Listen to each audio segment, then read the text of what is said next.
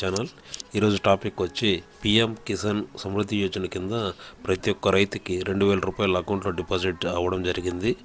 ఎవరెవరికి అకౌంట్లో డిపాజిట్ అయ్యిందో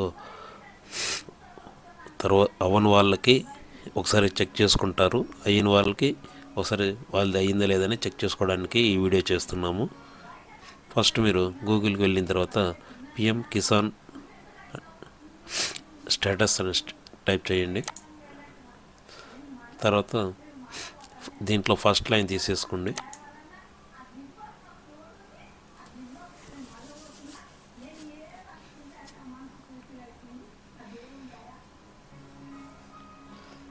తర్వాత మీకు పిఎం కిసాన్ సమృద్ధి యోజన వెబ్సైట్కి వచ్చేస్తుంది డైరెక్ట్గా.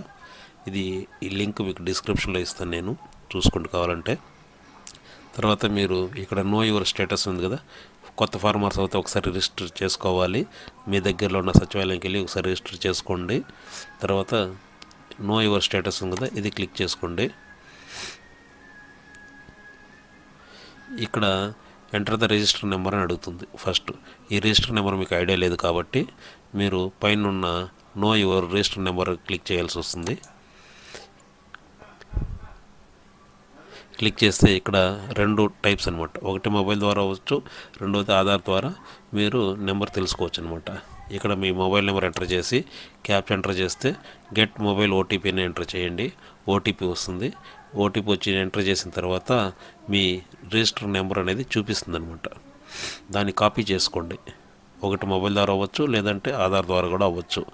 రెండిట్లో మీరు ఏది ఎంటర్ చేసినా డీటెయిల్ అనేది మీకు ఆన్లైన్లో అప్డేట్ అయ్యి ఉంటే గ్యారంటీగా వస్తుంది అనమాట. మీకు రిజిస్టర్ నెంబర్ చూపించిన తర్వాత దాన్ని కాపీ చేసుకోండి. కాపీ చేసుకొని మళ్ళీ బ్యాక్ వచ్చేయండి ఒకసారి.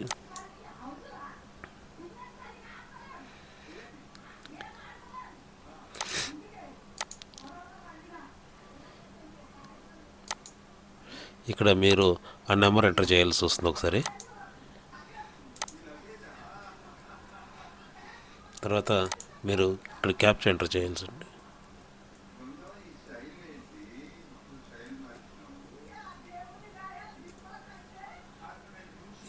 Get OTP.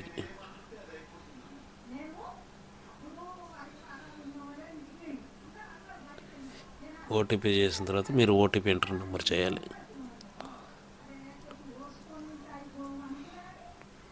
తర్వాత గెట్ డేటా ఎంటర్ చేయండి.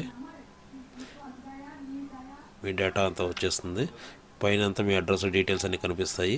తర్వాత ఇక్కడ మీరు ఎలిజిబిలిటీకి చెక్ చేసుకోవచ్చు అనమాట. స్టేటస్ అయినారా లేదా, మీ కేవైసీ అయిందా లేదా, ఇవన్నీ మీరు చూసుకోవచ్చు అనమాట. మీ అకౌంట్ డీటెయిల్స్ అవన్నీ.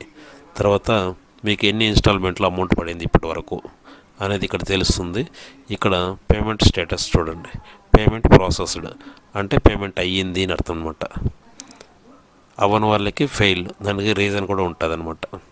ఇన్ కేస్ మీరు ఏదైనా అప్డేట్ చేసుకోలేకుండా ఉంటే మీరు దగ్గరలో ఉన్న సచివాలయంకి వెళ్ళి డేటా అంతా అప్డేట్ చేసుకోండి. ఫర్దర్గా మీకు కరెక్ట్గా అకౌంట్లో అమౌంట్ పడుతుంది. Okay friends, thank you